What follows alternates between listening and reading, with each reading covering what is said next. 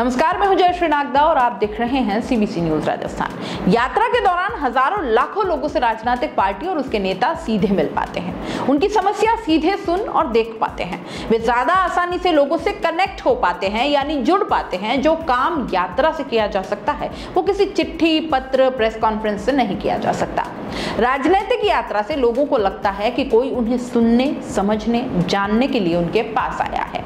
ऐसे में लोग अपना स्नेह वोट के माध्यम से अभिव्यक्त करते हैं। यात्रा लोगों के पास जाने, उन्हें समझने का एक सशक्त माध्यम तो है ही। ये बातें आज क्यों?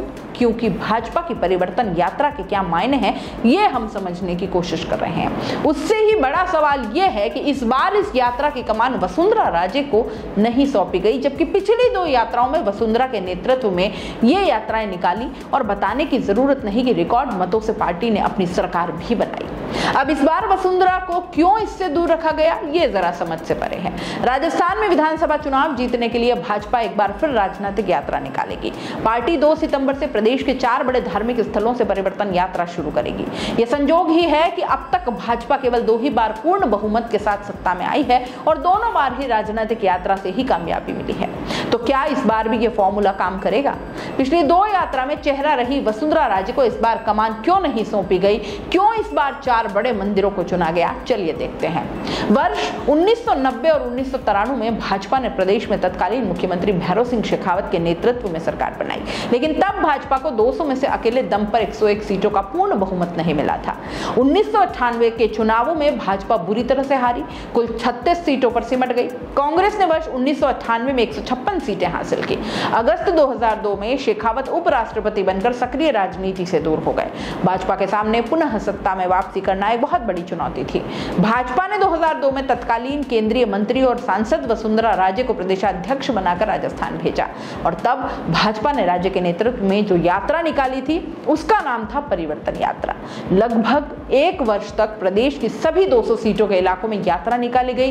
दिसंबर 2003 में भाजपा को पहली बार 101 के जादुई आंकड़े से ज्यादा यानी कि 120 सीटें नसीब हो गई और इसके बाद भाजपा ने 2004 में लोकसभा चुनावों में भी 25 में से 21 सीटें जीती। वर्ष 2008 में भाजपा की हार हुई और कांग्रेस ने बिना पूर्ण बहुमत के भी सरकार बना ली। उस सरकार के खिलाफ वर्ष 2013 में भाजपा ने राज्य के ही नेतृत्व में एक बार फिर स्वराज संकल्प यात्रा के नाम से यात्रा निकाली और ये यात्रा प्रदेश की सभी 200 सीटों पर गई और दिसंबर 2013 में भाजपा ने राजस्थान में रिकॉर्ड बहुमत यानी 163 सीट हासिल की। इसके बाद भाजपा ने लोकसभा चुनावों में 2014 में सभी 25 सीटों पर जीत दर्ज की। भाजपा चाहती तो किसी भी एक बड़े नेता या प्रदेशाध्यक्ष के नेतृत्व में भी यात्रा निकाल सकती थी। भाजपा ने सत्ता में आने के लिए यात्रा का पुराना फॉर्मूला तो अपनाया है, लेकिन उसकी रणनीति जरा बदल दी है। राजनीतिक विशेषज्ञों के अनुसार इस रणनीति के पीछे 3 बड़े कारण हैं। चलिए उस पर बात कर लेते हैं। सबसे पहले पीएम मोदी पर भरोसा। जी हाँ, भाजपा को यह विश्वास है कि पीएम नरेंद्र मोदी पर देश की जनता भरपूर भरोसा करती है। पीएम मोदी हाल ही में राजस्थान के कई स्थानों पर सभा कर चुके हैं। उनकी सभाओं के प्रति आम लोगों में जबरदस्त आकर्षण है। ऐसे में चुनावों में पीएम मोदी के कामकाज और केंद्र की योजनाओं को लेकर जाना भाजपा को सुविधाजनक लगता है। दूसरा, कोई भी राजनीतिक दल कितना भी अनुशासित हो, लेकिन अक्सर सीएम बनने के लिए पार्टी के भीतर भी कई बार बड़े नेताओं के बीच टकराव की स्थिति बन जाती है। भाजपा ने यात्राओं की कमान किसी एक नेता को न सौंपकर पार्टी को ही सौंपी है। ऐसे में अब पूर्व सीएम वसुंधरा राजे, केंद्रीय मंत्री गजेंद्र सिंह शेखावत, प्रदेशाध्यक्ष सीपी जोशी, नेता प्रतिपक्ष राजेंद्र राठौड़ सहित किसी भी अन्य नेता के बीच सीएम बनने की होड़ लगभग खत्म हो गई है। अब अगर पार्टी सत्ता में आती है तो शीर्ष नेतृत्व तय करेगा कि सीएम कौन बनेगा और कौन नहीं। तीसरा, भाजपा ने राजस्थान के 4 बड़े धार्मिक स्थानों त्रिनेत्र गणेश मंदिर, बेनेश्वर धाम, रामदेवरा धाम और गोगा मेडिसिन यात्राओं को शुरू करने का फैसला किया है। सीधे सीधे करोड़ों लोगों की आस्था को छूने का प्रयास है।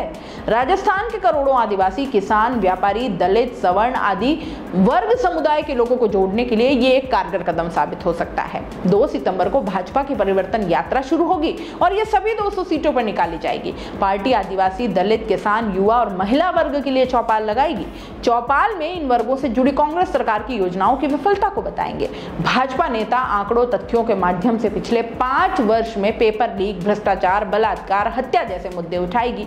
अब पहली यात्रा की बात कर लेते हैं। ये यात्रा रणथंभौर सवाई माधोपुर के त्रिनेत्र गणेश मंदिर से शुरू होगी। इस यात्रा को भाजपा के राष्ट्रीय अध्यक्ष जेपी नड्डा हरी झंडी दिखाएंगे। ये यात्रा 18 दिन चलेगी और लगभग 1847 किलोमीटर का इलाका कवर करेगी। भारतीय समाज में शुभ काम की शुरुआत भगवान गणेश की पूजा से की जाती है। सवाई माधोपुर, दौसा, करौली, टोंक, भरतपुर, जयपुर आदि जिलों से श्रद्धालु आते हैं और इन क्षेत्रों में गुर्जर, मीणा, ब्राह्मण, बनिया समुदायों को इस मंदिर से जुड़ाव भी है। दूसरी यात्रा की बात करते हैं। 3 सितंबर को बेणेश्वर धाम डूंगरपुर से शुरू होने वाली है। इसे केंद्रीय गृह मंत्री अमित शाह रवाना करेंगे। ये यात्रा 19 दिन में 2433 किलोमीटर की दूरी तय करते हुए कुल 52 विधानसभा क्षेत्रों को कवर करेगी। दक्षिण राजस्थान में आदिवासी समाज का सबसे बड़ा धार्मिक स्थल है।